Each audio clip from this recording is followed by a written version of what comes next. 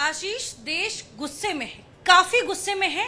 आतंकवाद के खिलाफ लड़ाई के लिए जो है वो लगातार प्रदर्शन जो है वो 22 तारीख के बाद से दिल्ली समेत देश भर में देखने को मिल रहा है। लेकिन अगर बात कर ले देश की राजधानी दिल्ली की, तो आज व्यापारी वर्ग ने पूरे दिल्ली में बाजार बंद कर रखा है। अपनी नाराजगी, अपना आक्रोश, अपना गुस्सा जो है वो इस तरीके से व्यक्त कर रहा है कि आखिर पाकिस्तान को कब सबक सिखाया जाएगा और पाकिस्तान के खिलाफ जिस तरीके से कायरता पाकिस्तान ने दिखाई है, सामने से जंग नहीं करता लेकिन पीठ पीछे वार करता है। और ऐसे में हमारे देश के कई लोग जो हैं इसमें मरे हैं, जिसकी वजह से लोग गुस्से में हैं। बात करेंगे, देखिए ये वो लोग हैं जो इस मार्केट में दूसरे राज्यों से आते हैं। मैं आपको बता दूं कि मैं अभी मौजूद हूं जामा मस्जिद के ठीक बगल में चांदनी चौक इलाका पड़ता है, और यहाँ पे ये वो व्यापारी हैं जो देश के अनेक कोनों से आए हैं। कोई राजस्थान से आया है, कोई मध्य प्रदेश से आया है, कोई ग्वालियर से आया है। और ऐसे में इन लोगों से जानेंगे कि ये आए, इनको बाजार बंद मिला, रोड किनारे बैठे हैं, लेकिन फिर भी पाकिस्तान के खिलाफ जो इनका गुस्सा है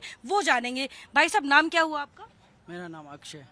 अक्षय, इंडिया पाकिस्तान हम हमेशा से सुनते आए हैं, लेकिन जिस तरीके से आतंकवादी हमला होता है पहलगाम में, हमारे अपनों की जान जाती है, कैसे देखते हैं और पाकिस्तान से क्या कहना चाहेंगे आप? पाकिस्तान को जवाब देना चाहिए इस चीज़ का। जिसके परिवार के सदस्य गए हैं उनको दुख तो होगा। क्या ये डर है कि ये आप और हम भी हो सकते हैं, हमारे परिवार भी कोई भी हो सकता है, कहीं से भी हो सकता है, पंजाब राजस्थान कहीं से भी हो सकता है। कहीं से आज वहाँ हुआ है, कल कहीं और होगा। जवाब देना चाहिए पाकिस्तान को। ऐसा पाकिस्तान क्यों करता है कि वो पीठ पीछे वार करता है, आतंकवादियों को पालता है ताकि वो देश को कमजोर कर सके, लेकिन सामने कभी नहीं आता? सामने से हिम्मत नहीं है ना उनकी करने की। इनके पास कुछ है ही नहीं करने को। अब एक तो उनके पास क्या है, ना कुछ हथियार है ना कुछ और बात है, तो उनकी क्या आदत बनी हुई है पीठ पीछे वार करने की। अब जैसे वहाँ पे आम नागरिक गए हुए थे घूमने के लिए, टूरिस्ट एरिया था, तो आप कोई है तो चीज़ इंटेलिजेंस या आप सामने आके करो ना जो भी चीज़ करनी है, या वार्निंग देके करो कि हम ये करने वाले हैं, फिर देखते हैं कि इसमें कितना दम है। ये जो गंदी हरकत करी है ना उन्होंने, एक तो अपने देश का माहौल खराब कर लिया खुद का, एक जो अपने देश में माहौल है, जो मुस्लिम भाई है जो अपने भाइयों की तरह रहते हैं, देश का माहौल सारा अच्छा चल रहा है, उसको और बिगाड़ दिया। अब इससे क्या है, दोनों देशों का माहौल खराब हो गया। आम नागरिक है जो अपने भारत के, वो भी टूरिस्ट जगह पे जाने से घबरा रहे हैं। लोकल मार्केट है सारी बंदी पड़ी है। पाकिस्तान को क्या जवाब देना चाहेंगे और क्या चाहते हैं भारत सरकार कैसे जवाब दे? भारत सरकार है जैसे सर्जिकल स्ट्राइक किया था ना, उसके हिसाब से उनका जवाब दे। सर्जिकल स्ट्राइक की जरूरत है। देखिए, सर्जिकल स्ट्राइक की मांग कर रहे हैं। सर्जिकल से का कोई तोड़ नहीं है, डायरेक्ट ही होना चाहिए, फाइट होनी चाहिए, तो खुले तौर पे वार्निंग देके खुले तौर पे होना चाहिए। आप जंग की बात कर रहे हैं? जंग ऐसी होनी चाहिए कि बार बार को लफड़ा ही खत्म हो जाए। मतलब तो पाकिस्तान को नस्तानाबूद कर दिया जाए, जमीन से मतलब अपना जो आधा कश्मीर पाकिस्तान के पास है, हाँ, वो भी अपने पास आ जाए। अच्छा, बात तो यही थी ना, की मांग जब मोदी जी आए थे तो बात तो हुई थी, हाँ, यही बात हुई थी, हाँ, तो फिर वो बात होनी चाहिए। वही मौका है, बिल्कुल मौका है। देखिए आप बेगुनाह को, देखिए बेगुनाहों की मौत हुई है, लेकिन यहाँ पे अब लोगों की जो मांग है मोदी सरकार से वो बढ़ती जा रही है। ना सिर्फ आतंकवादियों का खात्मा, बल्कि पीओके, पाक ऑक्यूपाइड कश्मीर जो है उसकी मांग जो है वो तेज हो गई, क्योंकि हमारे यहाँ के बेगुनाहों की जान गई है। और ये कब तक चलता रहेगा? क्या लगता है कब तक चलता रहेगा? आतंकवादी हमले देश में होते रहेंगे और बेगुनाह मरते रहेंगे जब तक इनका इलाज ना होगा, जब तक तो ये चलेगा। क्या इलाज है इनका? इनको दो अपने हिसाब से जो भी देना हो। आप अगर देश के प्रधानमंत्री होते तो क्या इलाज करते पाकिस्तान का आज? अगर ऐसा कोई हो तो सर्जिकल स्ट्राइक हो गई, वैसे कुछ कदम उठाना चाहिए देश को। अच्छा, सर्जिकल स्ट्राइक की मांग कर रहे हैं। आप क्या चाहते हैं भाई साहब?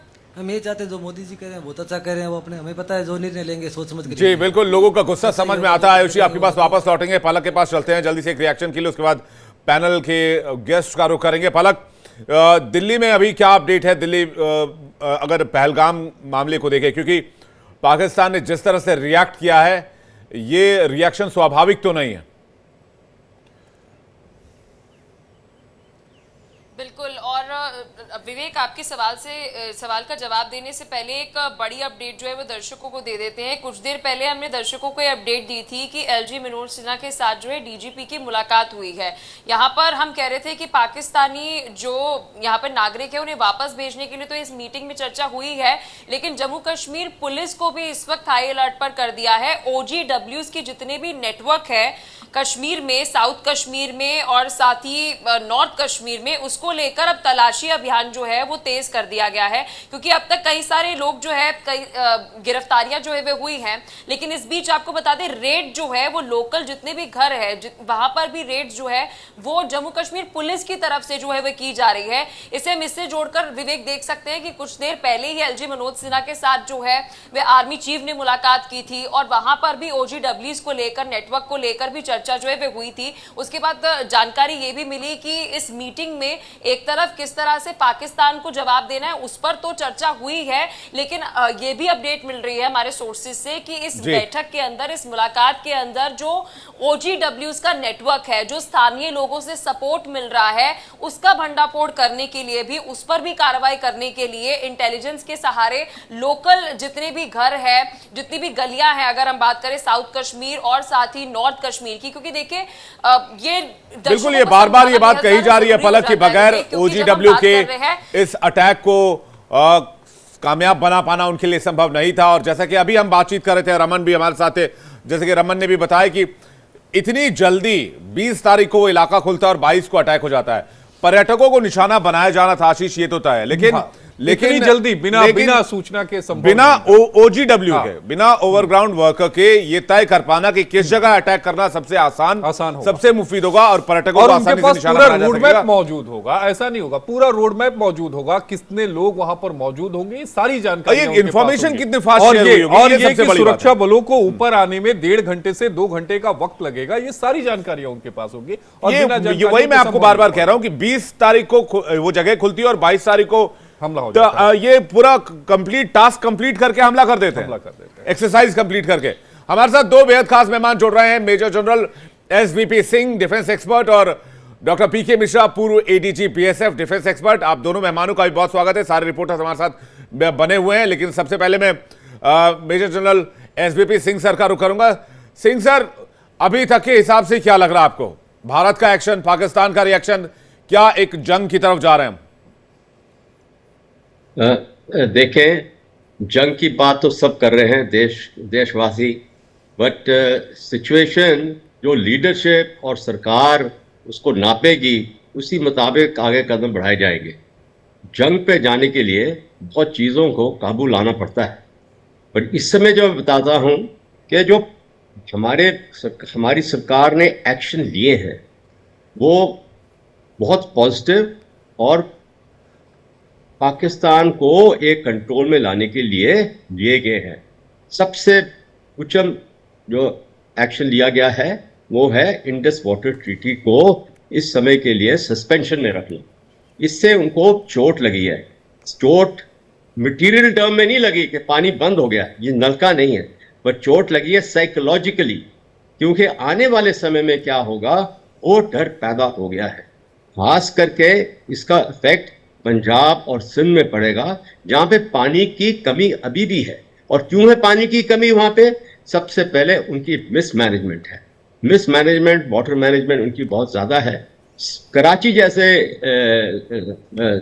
सिटी में वाटर टैंकर्स इस्तेमाल किए जाते हैं, और आप देखें कि अभी जैसे पाकिस्तान ने एक ऐलान किया है कि 6 कनाल बनाए जाएंगे जो कि पंजाब में होंगे। ऑलरेडी उसका सिंध प्रोविंस में प्रोटेस्ट जारी हो गए।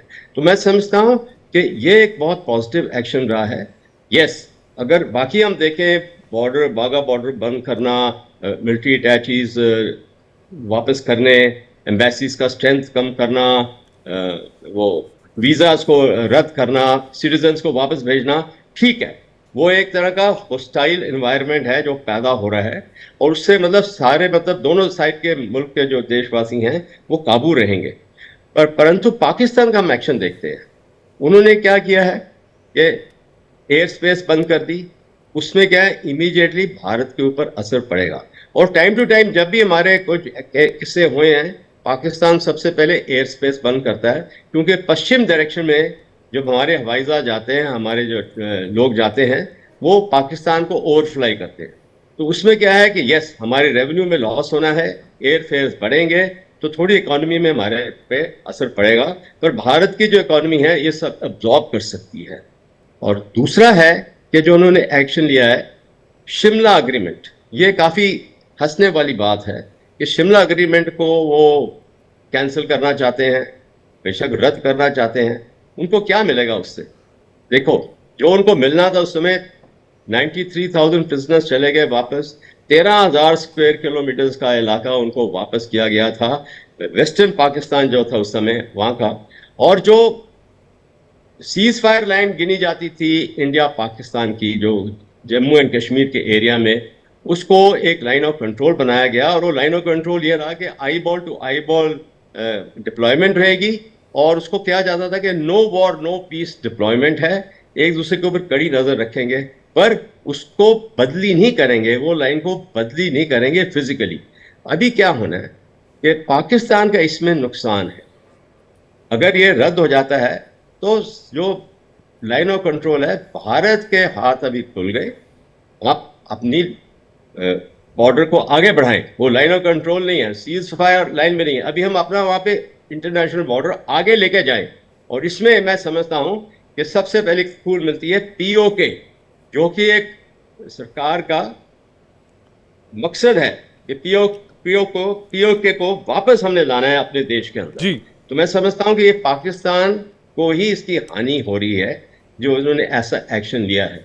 और अगर ये तो ये 2-3 चीज़ें हैं, जैसे मैंने बताया कि पाकिस्तान के जो एक्शंस हैं ये बेशक दिखा रहे हैं, उनके मिनिस्टरों ने, उनके चीफ ने स्टेटमेंट्स दी है कि हम तैयार हैं, हम कड़ा जवाब देंगे, ठीक है, जो जैसे मर्जी करें। उन्होंने भी अपनी डिप्लॉयमेंट पूरी बॉर्डर्स के ऊपर कर ली है, उनकी एयरफोर्स भी तैनात हुई है। पर देखें, अभी मुकाबला मैं समझता हूँ हॉट वॉर का नहीं है, मुकाबला इस समय है foreign policy as an instrument of cohesion, diplomatic cohesion. मतलब हमारी फॉरेन पॉलिसी इतनी ताकत दिखाए, इतना दबाव करे पाकिस्तान के ऊपर इंटरनेशनल स्फीयर में कि पाकिस्तान झुके। उसमें हमारी इंडस वाटर ट्रीटी का बड़ा एक्शन रहा है। इंटरनेशनल एनवायरनमेंट इस समय जैसे देखा जा रहा है पूरी सपोर्ट में है भारत की, और कोई भी देश पाकिस्तान के सपोर्ट में कुछ नहीं बोला। यस, एक दुखद की बात है, जो यूनाइटेड नेशंस की अभी एक स्टेटमेंट आई है वो सही नहीं है। बोलते हैं कि रिस्ट्रेंट दिखाना चाहिए भारत को, पर उन्होंने निंदा नहीं की पाकिस्तान का जो एक्शन है, या निंदा नहीं की कि टेररिस्ट ने जो पहलगाम में एक्शन लिया है उसका यूनाइटेड नेशन की क्या बात कर रहे हैं। बांग्लादेश में हिंदुओं पर अत्याचार हुआ, यूनाइटेड नेशन के मुंह से एक शब्द नहीं निकला। पाकिस्तान की तरफ से दहशतगर्दी की जा रही है, उस पर एक शब्द नहीं निकला, और भारत को ही सलाह दे रहे हैं। मैं आता हूं सर आपके पास, लेकिन रमन के पास चलूंगा। पाकिस्तान के रक्षा मंत्री हैं ख्वाजा आसिफ, उन्होंने एक चैनल से बातचीत की रमन, उस पर उन्होंने स्वीकार किया कि पाकिस्तान जो है वो ना सिर्फ आतंकवाद को पनाह देता है बल्कि उनका पोषण भी करता है, यानी उनको पालता भी है और उसको प्रायोजित भी करता है। उन्होंने इस बात का भी जिक्र किया कि पाकिस्तान कई सालों तक अमेरिका और ब्रिटेन के लिए आतंकवाद का ये काम करता रहा, और पाकिस्तान को आतंकवाद प्रायोजित करने के लिए अंतर्राष्ट्रीय समुदाय को और क्या कुछ करना चाहिए, जरा उसके बारे में आप बता दीजिएगा। उसके बाद एक बड़ी खबर पे जाएंगे। जी हाँ, बिल्कुल आशीष, आपने सही कहा कि एक इंटरनेशनल चैनल को ये अपना इंटरव्यू देते हुए पाकिस्तान के रक्षा मंत्री ख्वाजा आसिफ ने इस बात को कबूला है कि देखिए, पाकिस्तान आतंकवाद को न केवल पालता है, पोसता है, बल्कि अटैक भी जो है वो प्लान किए जाते हैं पाकिस्तान की तरफ से।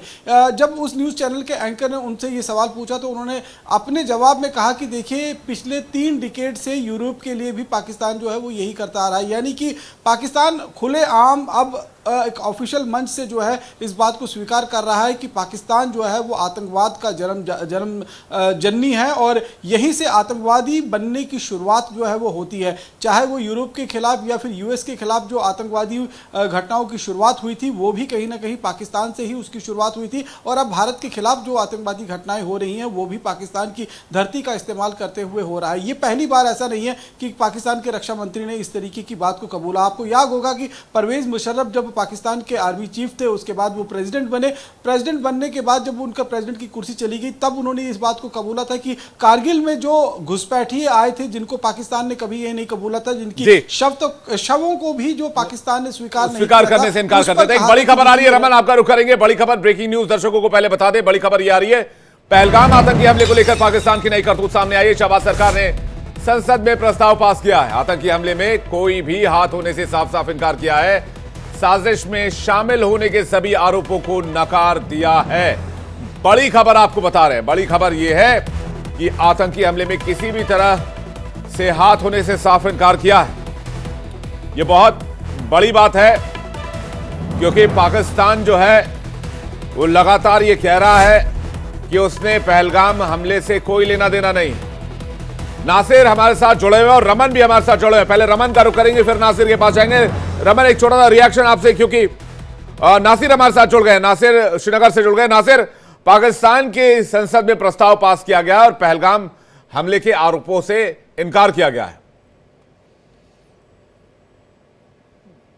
देखिए विवेक, ये पहली बार नहीं है कि पाकिस्तान जब बौखलाता है फिर हर टाइम वो पाकिस्तान जो है अपनी जो कारनामे है उससे पीछे चढ़ता है।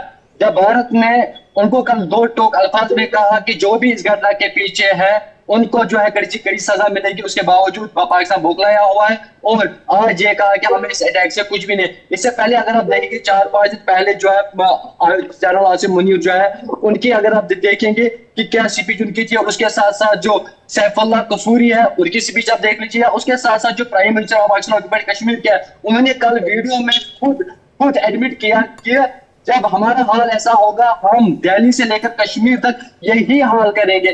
तो अगर जो उनके प्राइम मिनिस्टर है वो सही बोल रहे हैं तो पाकिस्तान ऑक्युपाइड कश्मीर के जो चौधरी जुल्फिकार है फिर वो झूठ बोल रहे हैं। इनका यही प्रोपेगेंडा है कि अब खुद को कैसे बचाया जाएगा, खुद को कैसे इस लॉ से बचाया जाएगा, खुद से कैसे एयर स्ट्राइक से बचाया जाएगा। और स्पेशली जो